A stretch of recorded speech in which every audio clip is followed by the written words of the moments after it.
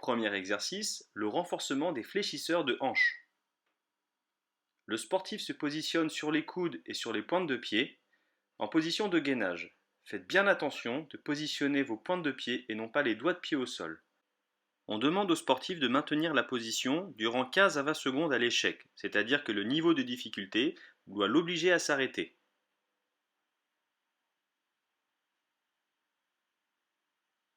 Si l'exercice est trop simple, on demande au sportif d'avancer les coudes en avant et de recommencer la même position. L'exercice se fera d'abord pied droit levé, puis pied gauche sur 3 à 4 répétitions de 15 à 20 secondes. Exercice numéro 2, le renforcement des abducteurs de hanche. Le sportif se met en position de gainage latéral, surélève son bassin et avance le pied côté ciel en avant. L'objectif est de maintenir durant 15 à 20 secondes la position. Si l'exercice est perçu comme trop simple par le sportif, on lui demande d'avancer son coude et de recommencer le même exercice afin qu'au bout de 20 secondes, la fatigue l'oblige à s'arrêter. L'exercice numéro 3, le renforcement des adducteurs de hanche. Le sportif est encore positionné sur le côté, la jambe supérieure côté sol, la jambe inférieure doit être surélevée.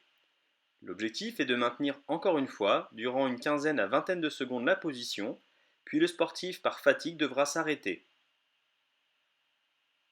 Si l'exercice est perçu comme trop simple par le sportif, on lui demandera d'élever le coude par rapport au pied et de maintenir encore une fois la position sur une quinzaine à vingtaine de secondes par échec, sur 3 à 4 séries. Exercice numéro 4, le renforcement des extenseurs de hanches. Le sportif est allongé sur le dos, tête posée au sol, bras croisés sur la poitrine, une jambe surélevée à l'aide d'une haie ou simplement d'un banc et un autre pied au sol. On demande au sportif d'élever le bassin le plus haut possible avec une seule jambe appuyée par le talon sur la haie, durant 15 à 20 secondes sur 3 à 4 séries. L'erreur souvent réalisée sur cet exercice est de poser la voûte plantaire sur l'appui. Or, dans cette position, le sportif va céder du mollet et l'exercice sera extrêmement simple. Il est donc essentiel de bien positionner le talon sur la haie ou le banc. Exercice numéro 5, le renforcement des abdominaux. Le patient se met en position de gainage frontal, coude au sol et sur cette fois les doigts de pied. L'objectif est de maintenir la position durant 15 à 20 secondes à l'échec sur 3 à 4 séries. Si l'exercice est perçu comme trop simple pour le sportif, on lui demande d'avancer les coudes vers l'avant et de recommencer le même exercice, toujours avec pour objectif d'arrêter par fatigue au bout de 20 secondes. Si l'appui sur les coudes est encore trop simple, on peut lui demander de s'appuyer sur les mains et de maintenir la même position durant 15 à 20 secondes.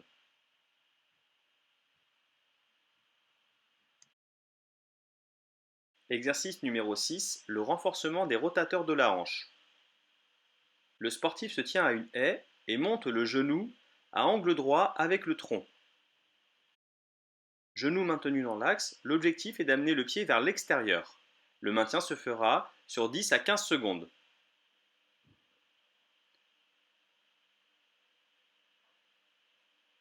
On effectuera la même tâche avec cette fois le pied rentré vers l'intérieur, toujours genou axé avec le tronc. Le maintien se fera sur 10 à 15 secondes, répété sur 3 à 4 séries. Exercice numéro 7, étirement des muscles fessiers. Le sportif va venir s'allonger au sol en s'asseyant avec le tronc sur une des deux jambes. L'objectif, genou fléchi, est d'écraser un maximum son tronc sur la jambe au sol. Une tension au niveau des muscles fessiers va alors se créer. Le maintien se fera sur une vingtaine de secondes. De face, on voit mieux le croisement de la jambe en avant et le tronc qui vient s'écraser dessus. Les mains vous serviront de contrôle pour ne pas vous faire mal. Exercice numéro 8, l'étirement du psoas. Le sportif est en position de chevalier servant, un genou au sol et un pied en avant. Il doit tout d'abord maîtriser le mouvement de cycle avant, cycle arrière du bassin, à savoir fesses serrées, ventre rentré, puis dos creux. Sur ce zoom, on voit bien le mouvement de dos creux et de ventre rentré, fesses serrées.